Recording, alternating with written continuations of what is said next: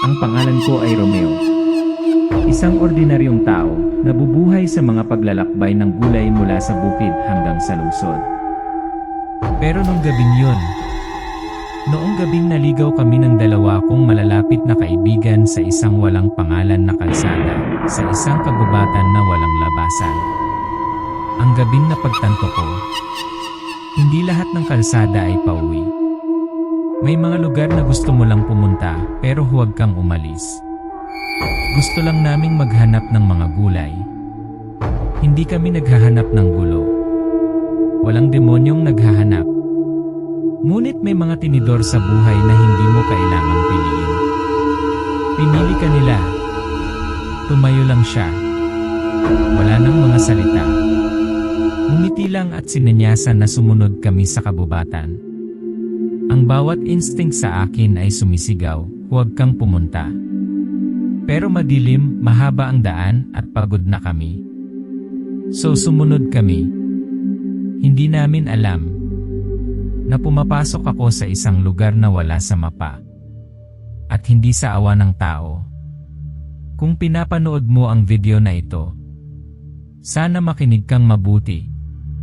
Dahil pagkatapos ng gabing iyon, nawala ang pinakamamahal kong tao. Nakalikas ako. Ngunit ang aking kaluluwa, nakakulong pa rin sa isang lugar sa nayon. And my name is Romeo. 45 years old. Isang ordinaryong tindera ng gulay, hindi mayaman pero tapat. Araw-araw akong nakatira sa mga truck na nagdadala ng mga gulay mula sa mga bukid ng mga magsasaka hanggang sa mga pamilihan sa probinsya. Ngunit sa taong iyon umulan ng malakas sa loob ng 3 linggong sunod-sunod. Tumataas ang tubig. Nawala ang mga patlang. Ang mga lugar na dati kong tinatawag na kabuhayan ay lubog na ngayon sa putik at itim na tubig. Walang paninda. Walang kita. Alam naming tatlo, ako, si Dante at Rodello, na kung wala kaming gagawin, sa loob ng ilang linggo ay wala nang makakain. Kaya nagpasya kami. Pumunta ka sa Bicol. Mahaba, malayo, mapanganib, ngunit kung papalarin tayo, baka makakita tayo ng pinagmumulan ng mga gulay na hindi pa nasisira. Nagdala kami ng bigas, tubig, ekstrang gasolina at manipis na pag-asa. Nakaon ang yeah. Available din ang mga mapa ng papel.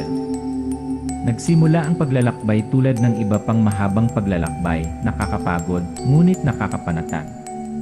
Nagsimula na ang mga bagay mali. Ang mapa sa telepono ay patuloy na umiikot, hindi matukoy ang direksyon. Hindi naming matandaan kung gaano kami katagal tumakbo. Malalaman lamang na ang araw ay lumubog mula noong. At ang orasan.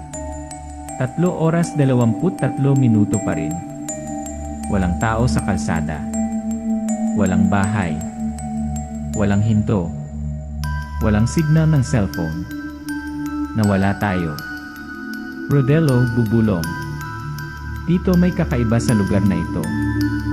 Dante, pinginag papel na mapa. Walang sangang daan dito. Sabi sa mapa dapat may palengke pero wala kaming mahanap. Romeo, eye off mo. Wait isa 0 minutes. Baka. Paranoid lang ako. Kapag pumunta ka sa kakahuyan, inaasahan mong marinig ang mga ibon na umaawit. Kumakaluskos ng mga dahon. Tunog ng stream. Pero doon, wala. Tahimik. Ganap. Parang ang buong kagubatan ay nakikinig sa amin. Dante, bungo. Nagkamali tayo. Pero bakit parang may naghihintay sa atin sa unahan? Sa oras na yon, dapat ay kailangan nating bumalik. Pero hindi tayo. Dahil minsan ang mga pinakatangang desisyon ay hindi nagmumula sa katangahan. Ngunit nagmumula sa gutom. At ang gutom ang nagbunsod sa atin sa kamay ng dyablo. Tatalikod na sana kami.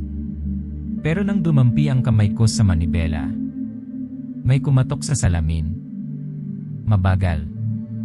malamig, at kasing tatag ng tibok ng puso ng isang patay na tao. Rodello, simula. Tito, there is someone. Romeo, mabilis le sagot. Buksan mo ang baso. Tanungin mo siya kung alam niya ang daan palabas. Walang nakakaalam kung saan siya nanggaling. Walang pangalan. Walang dahilan upang lumitaw sa gitna ng kagubatan sa hating gabi. Pero ang pinaka nakakatakot, kami ang sumunod sa kanya. Dante, pahigpit la ni Gulong. Mom, ano yon? Rodello. Ito ay nakatingin sa akin. Hindi baboy yan. Wala pang hayop na nakita ko. Hindi ito kumukurap. At may pakiramdam ako na iintindihan nito ang bawat salitang sinasabi natin. Yung village. Wala sa mapa. Walang kuryente. Walang tunog ng aso. Walang tunog ng manok. Basta mata. Nakatingin sa labas mula sa dilim. Walang sinabi. Walang welcome. Pero alam ko alam nilang darating tayo. Dante, pabulong. May napapansin ka bang kakaiba, Romeo?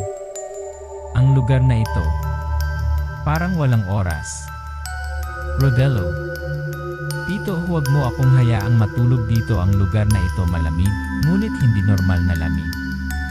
Nagsimula akong makaramdam ng mali. Sa walang partikular na dahilan. Ngunit dahil ang lahat ay sobrang tahimik. Ang kagubatan ay dapat magkaroon ng tunog. Ang nayon ay dapat magkaroon ng mga taong kausapin at tawanan. Pero dito, tahimik na parang sementeryo. Rodello, bubulong. Tito, may nakatingin sa akin mula sa loob di. Wala sa Google ang village na yon.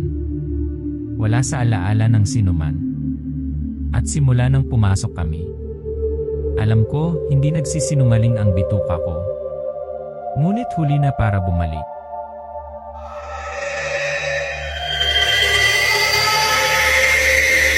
Bamboo House, late night, flickering oil. Sa labas ay tunog ng huni ng mga insekto. Sa loob, 3 beses kumatok ang matanda sa haligi ng bahay, senyales na lumabas ang 3 bisita. Akala namin tahimik na lilipas ang gabi. Ngunit pagkatapos tinawag nila kami. Isang maliit na party. Isang maligayang pagdating. Isang bitag nagpapanggap bilang hospitality. Ang inihaw na karne ay makintab na itim at amoy malansa. Isang mangkok ng makapal o pakigray na sopas. Mga prutas na hindi alam ang pinanggalingan, kulubot na balat. Rodello, panloloko. Tito, ito anong klaseng karne ito? Dante, pabulong. Huwag ka nang magtanong. Kumain ka ng kaunti at ibaba mo. Wala ni isa sa amin ang nangahas na kumain ng marami. Pero ang pinaka nakakainis sa akin, ganyan ang tingin nila sa amin. Hindi bilang isang kilalang panauhin. Pero parang pain. Sa tubig, baluktot ang mukha ng lalaki, mga mata na parang mabangis na hayop, matatalas na ngipin, mahahabang kuko na parang kuko ng lobo. Romeo, simula pa atras. Hindi nahihilo lang ako. Pagod lang ako eh. Hindi boses ng narrator dahil hinala pagkatapos bilis. Pero hindi. Hindi ko ini-imagine. Ang nakikita ko. Muli ko rin itong nakita sa sirang salamin sa tabi ng pinto. Isang matandang babae kumakain. Ngunit sa salamin ay isang bangkay ng hayop na may sariwang dugo pa rin. Ngayong gabi ay isang full moon night. At kami, gutom. Nagsimulang manginig ang kanyang katawan. Ang balat ay nagbabalat sa mga patch. May deform na kamay. Ang mga ngipin ay lumalaki tulad ng mga ngipin ng lobo. Mga mata mapula gaya ng mga baga. Siya hindi na tao. Walang duda. Nasa gitna tayo ng isang pulutong ng mga aswang. Dante, tawa. Takbo. Rodello. Romeo. Sakay Akotse. Wala ng formalities. No more formalities. Tanging survival instinct na lang ang natitira. Isang minutong pagkaantala ay dugo. Ay kamatayan. Huwag magtiwala sa mabuting pakikitungo sa gubat. Hindi lahat ng nagbubukas ng pinto para sa iyo ay tao. May mga party hindi para sa selebrasyon, kundi para i-dissect.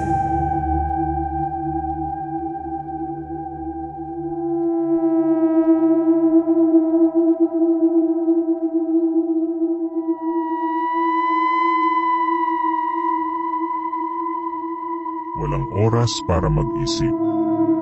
Wala nang tumatawag sa pangalan ng isa't isa. Tumakbo ka lang. At mabuhay. Romeo sumigaw. Bukas lan ile. Buksan yan iles na yon. Dante nakapatay. Ang kotse hindi magsisimula, ang makina ay hindi magsisimula. Hindi nila kailangang maglakad. Hindi sila tumatakbo. Naningil sila parang mga hayop na mandaragit. Sa dilim wala silang ingay. Bukod sa amoy ng dugo at ang tunog ng pagtibok ng puso ko na parang tambol. Romeo, panic. Ihinto ang sasakyan. Rodello. Rodello. Nakikita ko. Kinaladkad sa kakahuyan na parang sako ng dayami. Humaway ang kanyang kamay hindi para sa tulong. Pero please wag ka nang bumalik. Dante, hindi ka nagkakamali. Kung babalik tayo mamamatay tayong lahat. Romeo pabulong. Pero ako ang kumuha sa kanya. Kailangan ko itong iwi. Simula noong araw na yon, hindi na ako naglakas loob na tumingin sa rearview mirror. Dahil sa tuwing lumilingon ako nakikita ko ito doon. Walang sisihan. Walang iyakan. Basta tingnan mo. At ang tingin iyon, dala-dala ko ito sa buong buhay ko. Sabi ng mga tao, walang naiwan. Pero ang totoo, may mga desisyon na susunod sa iyo hanggang sa ipikit mo ang iyong mga mata. Hindi dahil mali ka, pero dahil nakaligtas ka.